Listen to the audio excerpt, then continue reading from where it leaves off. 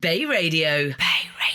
I'm pleased to be joined now by Pablo and Sara from the Red Cross, who are on the line with us today. Good afternoon, Pablo and Sara. How are you doing today? Hi, thank you for giving this space to Red Cross.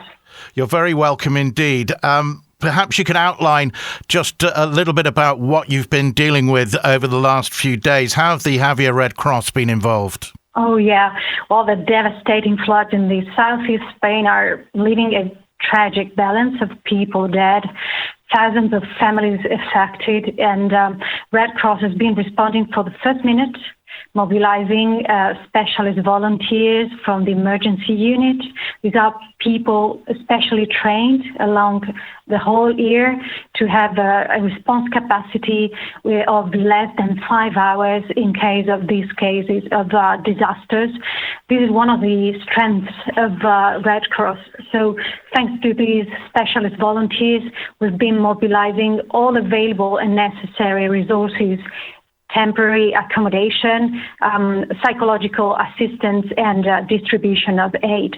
It is a very difficult situation on the ground. We've all seen the pictures on the TV, like a tsunami or like a hurricane, the floods of water just devastating those areas. How difficult is it to actually help people? We can see that a number of areas are very hard to get to. Well, it definitely is a very difficult task, but we are well coordinated with the rest of agencies and agents that are working in this emergency.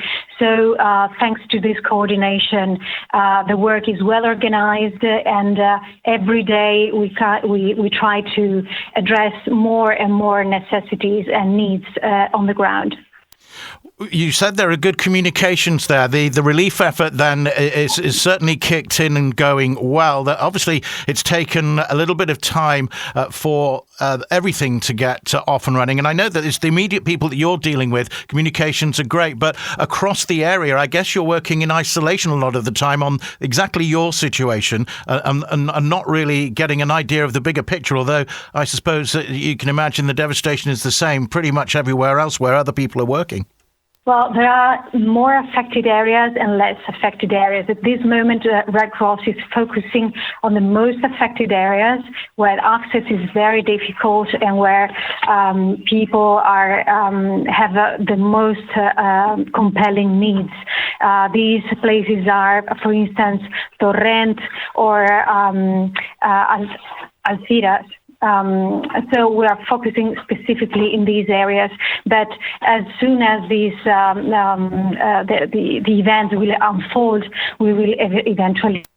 What sort of numbers of people are you having to get into shelter? Bigger efforts in other areas. How many people are we talking about? We have one shelter, more or less 1,000 people. Okay, that's quite a lot of people to deal with. We've been seeing some collections going on in various different parts of Spain, and people trying to help in various different ways. We understand that there are a coordinated effort of people who are actually being able to come in and start to help with the cleanup of the operation. But what is it that the Red Cross in Javea need right now? How can people help you directly? Thank you for asking. Yes, definitely Red Cross needs a lot of help in this, and the most effective thing is financial support for the organization. So in each moment we can transfer money into food or tools or anything that is needed in each moment of the evacuation and post-disaster assessment and dealing. So we have different channels for people to help a Red Cross in this effort. One is through the telephone, calling 900-104. 971, or even through BZoom to 33512. And there is also an SMS channel that you can send an SMS with the word Ayuda to the number 38092. These are all channels that can really help Red Cross to transform their support in anything that is needed. And I'm hoping then that that effort or that aid will get to you immediately and help with the situation that you're in right now. It must be very tiring for the Red Cross and the people that are helping you. How difficult is it to get breaks and to find a little bit of time to relax?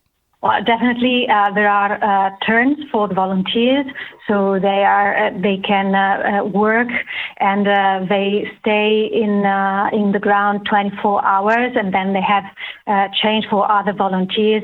Fortunately, there are a lot of these people trained and prepared to collaborate with Red Cross. So definitely, it is difficult, but it's not extenuating. Well, we really appreciate all the work that the Red Cross and all of the other volunteers and emergency services are giving to the community. And thank you very much indeed for finding the time to talk to us today. And our best wishes go to all the team, Sara and Pablo. Thank you very much for your time. Thank you very much, and thanks for helping us to continue helping.